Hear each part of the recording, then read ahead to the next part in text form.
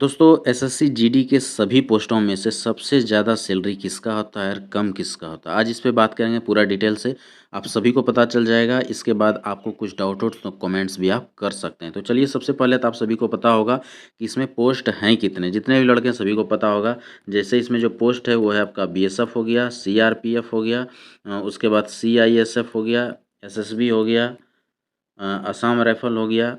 तो इस तरह से इसमें पोस्ट दिया हुआ है। कुछ नए पोस्ट हैं जिसमें वो है आपका एनसीबी, एनसीबी और असम राइफल तो है ही। असम राइफल हो गया, एनसीबी और एसएसएफ, एसएसएफ ये दो नए पोस्ट हैं। बाद बाकी SSB, BSF, CRP, CISF, Assam Assam rifle और आईटीबीपी, ये सारे इसमें पोस्ट हैं। तो इसमें जो है सबसे ज़्यादा किसका सैलरी होता है, आज वो जानने का कोशिश हम लोग करेंगे। तो इसमें जो है टोटल फोर्स जो आप लोग देख रहे हैं, 8 फोर्सेस हैं। 8 में से जो है इसमें से सबसे ज़्यादा किसका होता है और सबसे कम किसका होता है उस पे बात करेंगे।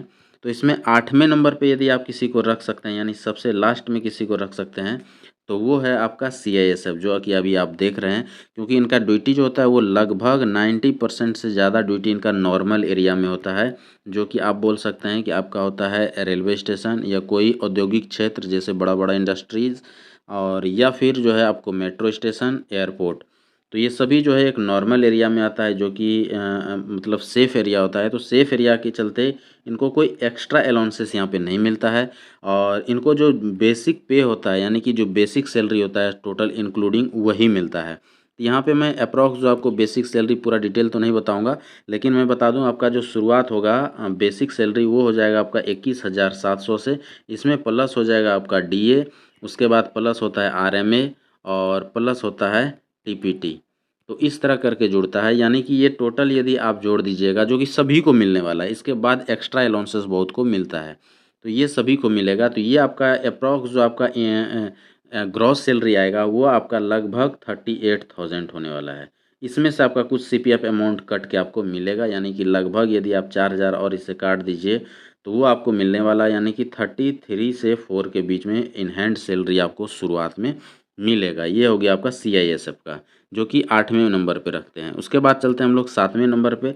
तो 7वें नंबर पे जो आपका फोर्स आने वाला है वो है एसएसबी, एसएसबी। ये फ़ोर्स भी जो है वैसे सशस्त्र सीमा बल बोलते हैं, लेकिन ये जितने भी लगभग नॉर्मल सब बॉर्डर है सिर्फ उसी बॉर्डर पे है। वैसे कहीं-कहीं दूर-दराज में इनका भी है, सीआईएसएफ का भी दूर-दराज में है, ऐसी बात नहीं है। लेकिन जो है और फ़ोर्स से बहुत कम इनका, मतलब लगभग सेफ एरिया में ही इनका ड्यूटी होता है, जिनके चलते कि इनका भी जो मैं अभी बताया था आपको कि 38,000 जो है आपका ग्रॉस, और आपको जो टोटल अमाउंट जो इन हैंड मिलेगा वो लगभग आप 33 से 34 के बीच में रख सकते हैं। तो ये आपका एसएसबी का भी होगा। हाँ, इसी में कुछ बटालियन जो कि हाईएल्टी में है, जो कि दूर दराज में है, जो कि बहुत ही मतलब हार्ड एरिया में है, उनको फिर थोड़ा बहुत अलाउंसेस इनमें बढ़ जाएगा, जो एज पर वहाँ का रूल है। तो आपका ये बढ़ के ज़्यादा हो जाएगा। ये सैलरी जो है, आप लोग बहुत पूछते होंगे कि ट्रेनिंग में सैलरी कितना होगा और ट्रेनिंग के बाद कितना होगा। मैं बता दूं, ट्रेनिंग और ट्रेनिंग के बाद में सैलरी में कोई फ़र्क नहीं पड़ता है। सैलरी यहाँ पे एकदम सेम होता है। जिस दिन आप ज्वाइन करते हैं उसी दिन से आपका सैलरी पूरा देना शुरू कर दिया जाता है। इससे कोई मतलब नहीं कि आप ट्रेनिंग कर रहे हैं या क्या कर रहे हैं। जैसे ज्वाइन कर रहे हैं सैलरी कंप्लीट मिलेगा आपको। हाँ, ज्वाइनिंग के बाद ये होता है कि जब आप ट्रेनिंग करके कंप्लीट करके कहीं दूसरे यूनिट जाते हैं, और यदि आपको कहीं हार्ड एरिया मिल गया तो वहाँ पे अलाउंसेस आपका बढ़ेगा, जिसके चलते कि आपका सैलरी इंक्रीज कर जाएगा। तो ये चीज़ें हैं। तो 7 नंबर पे ये था। अब चलते हैं हम लोग छठे नंबर की बात करें। तो छठे नंबर पे देखते हैं कि कौन है। छठे नंबर पे हम लोग जो है असम राइफ़ल को रख सकते हैं, क्योंकि असम राइफ़ल का वैसे ड्यूटी तो टफ़ जगह पे ही होता है।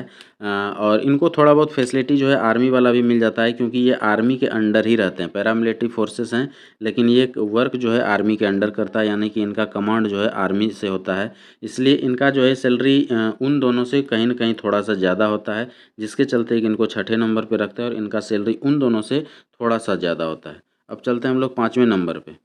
5वें नंबर पे जो आता है वो है आपका बीएसएफ। बीएसएफ जो है ये 5वें नंबर पे है, और इनका सैलरी भी जो है बढ़िया होता है। इनका सैलरी में कहीं कोई कमी नहीं है, क्योंकि लगभग इनका ड्यूटी बॉर्डर पे ही होता है, क्योंकि नाम ही इनका बीएसएफ है, आप सभी जानते हैं, बॉर्डर सिक्योरिटी फोर्स। तो इनका सैलरी जो है सभी से, वो नीचे जितना भी थे उन सभी से अच्छा होता है। वैसे ये 5वां नंबर में लिया हूँ। अभी तक 2 चीज़ें आपको नहीं बताया हूँ। एक है आपका एसएसएफ, एसएसएफ और एक है आपका एनसीबी। यदि उनको हटा दिया जाए तो ये इन दोनों का सैलरी भी सीआईएसएफ के ही बराबर है, जिसको कि मैं शुरुआत में नहीं लिया। तो ये और ये भी सीआईएसएफ के बराबर ही सैलरी होगा एनसीबी और एसएसएफ का। तो इसको आप सीआईएसएफ के कैटेगरी में डाल सकते हैं। तो ये यदि आप 2 घटा देते हैं तो आपका बीएसएफ जो है वो आ जाएगा तीसरे नंबर पे, यानी कि शुरुआत से तीसरे नंबर पे इनका सैलरी आता है। यानी कि टॉप 2 के बाद जो है सबसे ज़्यादा यदि किसी का सैलरी है तो वो है, यानी पूरे 8 फोर्स में तीसरे नंबर का सैलरी बीएसएफ का होता है। जो कि कारण आप सभी जान रहे हैं, क्योंकि हमेशा ये बॉर्डर पे डिप्लॉय होता है और इनका हमेशा हार्ड एरिया ही रहता है, क्योंकि बॉर्डर से हार्ड और क्या हो सकता है। तो इनका सैलरी सबसे ज़्यादा होता है। इनका सैलरी इन हैंड जो है आप कम से कम तो 40,000 जोड़ सकते हैं एकदम स्टार्टिंग में ट्रेनिंग के बाद, क्योंकि ट्रेनिंग तक तो सभी का सेम रहेगा, लेकिन ट्रेनिंग के बाद इनको जैसे ही यहाँ बॉर्डर पे ड्यूटी करना पड़ेगा तो 6,000 के लगभग मिनिमम बढ़ जाएगा। उसके बाद इनका 6,000 से लेके 20,000 तक बढ़ता है। तो इनका सैलरी मिनिमम जो है 40 तो हो ही जाएगा, हो सकता है कि ये जो है 55 तक भी चले जाए। तो ये है इनका सैलरी का मतलब नियम। तो बीएसएफ जो है तीसरे नंबर पे आता है। उसके बाद जो आपका आता है वो है आपका दूसरे नंबर पे, तो वो है आईटीबीपी। आईटीबीपी का जो है सैलरी हमेशा ज़्यादा होता है। इसका कारण ये है कि इनका एरिया ही ये तिब्बत पुलिस है। आप सभी जानते हैं कि तिब्बत बॉर्डर पुलिस ये उधर का संभालते हैं, चाइना साइड जितने भी वो हैं। तो यहाँ पे जो है सबसे पहले तो इनको बर्फ़ में हमेशा रहना पड़ता है, और सबसे ज़्यादा कोई ऊंचा वाला क्षेत्र में रहता है तो वो है आईटीबीपी, जिसके चलते कि इनका सैलरी भी सबसे ज़्यादा होता है। तो इनका सैलरी आप ज्वाइन करने के बाद यदि आपका इधर पड़ गया तो स्टार्टिंग ही आपका लगभग 50 के लगभग पहुँच जाएगा। 45 टू 50 आप लेके चल सकते हैं शुरुआत में ही। तो ये चीज़ें हैं, यानी कि बीएसएफ से आपको इसमें 4-5 हज़ार का ज़्यादा देखने को मिलेगा, क्योंकि लगभग आपको ऐसे एरिया में ही मिलेगा। हाँ, इसमें भी एक चीज़ है कि यदि एकदम आपको कहीं-कहीं इसका एरिया ऐसा भी है जो कि जैसे मान लीजिए कोई ट्रेनिंग सेंटर है या कुछ ऐसा जगह है जो कि एकदम शांति इलाके में, तो वहाँ फिर घट के आपका भी सैलरी नॉर्मल ही हो जाएगा वहाँ ज़्यादा। लेकिन लगभग 90% बटालियन सभी वो टॉप टॉप पे ही है, तो वहाँ पे आपका सैलरी हमेशा ज़्यादा ही रहने वाला है। हाँ, वो संजोग से आपका पोस्टिंग ऐसा जगह हो जाए जो कि एकदम पीस में है, शांति वाला जगह पे है, कोई ट्रेनिंग सेंटर है जो कि नीचे मतलब शांति वाला इलाके में है, तो वहाँ पे सैलरी आपका थोड़ा-सा कम होगा। लेकिन आप इसको 2 नंबर पे लेके चल सकते हैं, क्योंकि टॉप पे रहता है इनका हमेशा बटालियन, इसलिए इनका सबसे टॉप पे ऊपर रहता है और हमेशा इनको सैलरी भी अच्छा खासा मिल जाता है। 1 नंबर में जो आता है लास्ट एंड मतलब फर्स्ट 1 नंबर पे वो है आपका सीआरपीएफ। सीआरपीएफ का सैलरी जो है वो सबसे टॉप पे रहता है। सबसे टॉप पे रहने का कारण है, सीआरपीएफ में लगभग 2-3 टाइप का फ़ोर्स है, जिसमें कि सब एक तो नॉर्मल सीआरपीएफ आप लोग जानते हैं, दूसरा जो है इसमें कोबरा है। तो कोबरा जो है उस कोबरा के चलते इनका सैलरी जो है सबसे टॉप पे हो जाता है, क्योंकि आप जैसे ही खाली कोबरा में चले जाते हैं तो आपका लगभग 20,000 के लगभग अलाउंसेस मिलता है वहाँ पे। 20,000 बोलिए अलाउंसेस, कोई नॉर्मल अलाउंस नहीं है, यानी कि आपका 34,000 भी इन हैंड आ रहा था और वहाँ प्लस सीधा आप 20 करते हैं तो सीधा 55 पे चले जाता है। तो समझ सकते हैं कि कहाँ पे यहाँ पे सैलरी चला जाएगा। 55,000 स्टार्टिंग की बात कर रहा हूँ, और फिर धीरे-धीरे आपके मतलब साल में 3 टाइम सैलरी बढ़ता है। 6-6 महीने में 2 बार और 1 बार आपका इंक्रीमेंट लगता है, 2 बार डीए बढ़ता है, तो 3 बार एप्रॉक्स आप समझ के चलिए कि आपका 2 से 3,000 के बीच में सैलरी हर साल बढ़ जाता है। तो समझिए कि 7 साल 5 साल करने के बाद आपका सैलरी कितना आगे चले जाएगा। तो ये चीज़ें हैं, आप सैलरी समझ गए होंगे कि इसमें कितना ज़्यादा है। लेकिन ये चीज़ें आप पे ऊपर डिपेंड करता है कि आप क्या चॉइस किए थे और आपने आपका नंबर कैसा रहा, उस हिसाब से जो है आपको मिलता है। वैसे लगभग का जॉइनिंग वगैरह आ गया होगा, सभी को जॉइनिंग भी मिल गया होगा और इसमें जॉइनिंग का सारा प्रक्रिया भी शुरू हो गया है। तो किसी प्रकार का और कुछ भी जानकारी चाहिए आप कमेंट्स ज़रूर कीजिएगा। वीडियो अच्छा लगा हो तो सब्सक्राइब जरूर कर दें इस चैनल को, ऐसा वीडियो लगातार मैं लेके आते रहूँगा।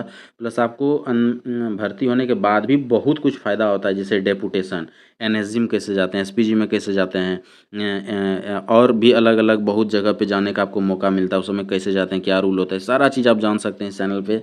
और एक अच्छा सर्विस आप कर सकते हैं और बहुत कुछ फ़ायदा उठा सकते हैं। वीडियो अच्छा लगा हो तो लाइक करें, दोस्तों को शेयर करें, सब्सक्राइब जरूर कर दें इस चैनल को। जितने नए दोस्त हैं जो पढ़ने वाले हैं वो भी इस चैनल को जरूर सब्सक्राइब कर दें। हमेशा वैकेंसी वगैरह के बारे में बताते रहता हूँ। आज के लिए इतना ही, थैंक यू, धन्यवाद।